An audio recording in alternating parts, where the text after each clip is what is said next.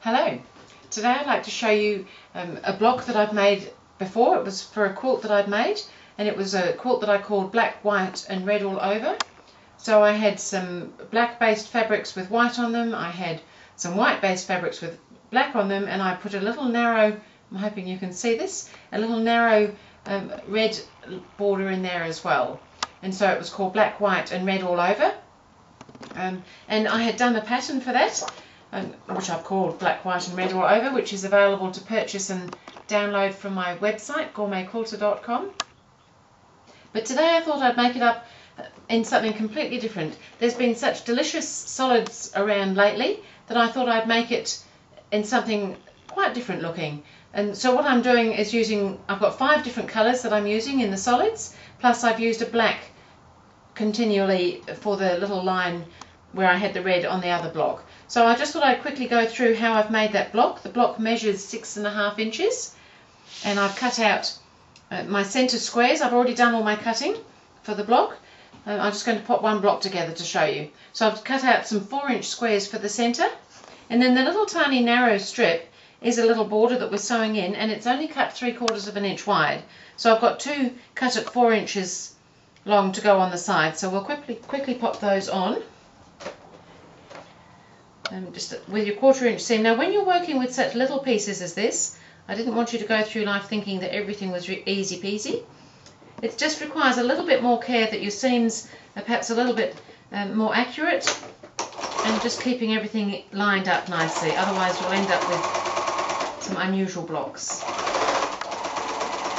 So I'm going to do a strip either side of my square, so the strip's 3/4 inches wide and the same length as the square. And so you could of course make this any size, but I've chosen to make it this size. But I got quite excited by some of the lovely colours that are coming through in the solids, and thought, oh, I might just try this little block again. Okay, so I'll put my sides on. I'm going to press that now, because I like to press as I go. So I'm going to press that into the black, into the little narrow strip. So just be a little bit careful when you're pressing, that things kind of stay nice and straight.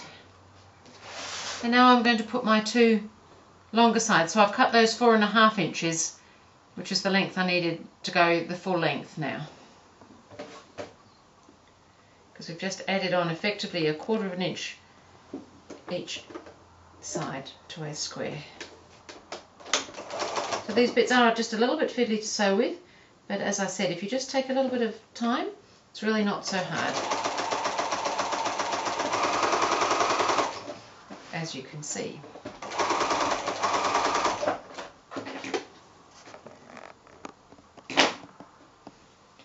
And one on the other side. So of course you could chain piece these. I would do them so that the colours are all rotating. I wouldn't make all my blocks identical.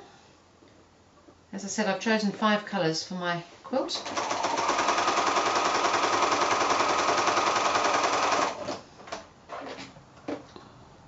I'm just going to quickly press that now.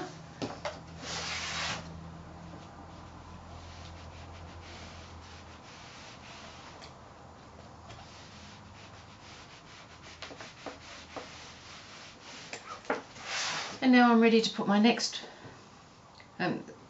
borders of the block on. So again, I've cut those there 4.5 inches long, and I've cut the strips 1.5 inches wide for these ones. So now you've got the bulk of this seam that we've just sewn there, but I don't think it should cause you any trouble.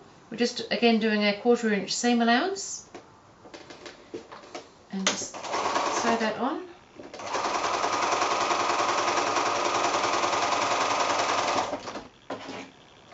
It's so exciting, all these colours. I just love all the colours.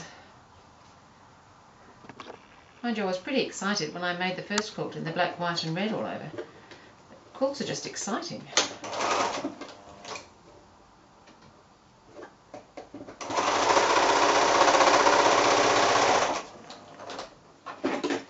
Okay, so that's the 2 sides on there. Let's give those a quick press.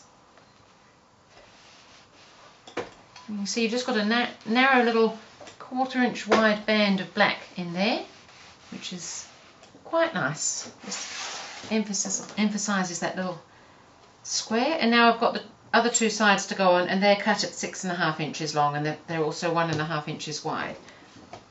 So we'll just keep going here. As I said, this pattern is available to purchase and download from my website gourmetquilter.com if you wanted to have a go at this, or you can just do it because I've just told you how. But I just thought it's kind of nice to try something in quite different colours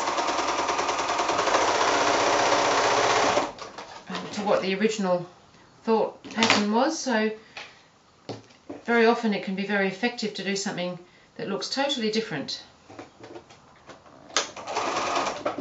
just by changing the colour.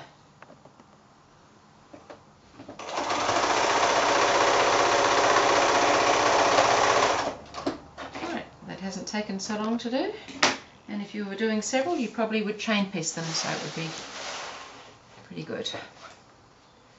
Okay, just flip this out, and there's my 6.5 inch block, which I'm pretty pleased with because I think that's just such an exciting thing. So I've actually made a couple more, so I'll just lay them out here so you can see how that might look when there's a few more. I haven't made a lot yet, but I've started. This is always a good thing. So as I said, I've just used 5 colours and the black. And so I'm just going to mix those around fairly randomly. Not too worried which colour goes with what, but I would have always the 2 colours in the block, I think. And I think, to me, when there's more of that black is going to kind of zing as these little squares, quite graphic looking, I thought. So I've got the black, white and red all over quilts here that I can just show you how it would look in those sort of fabrics. Just to give you a couple of ideas from the one block there. So that's the quilt as I originally made it, and as I said, I was pretty excited when I did that, and now I'm excited all over again doing it in those solid colours. So that was just another idea for black, white and red all over.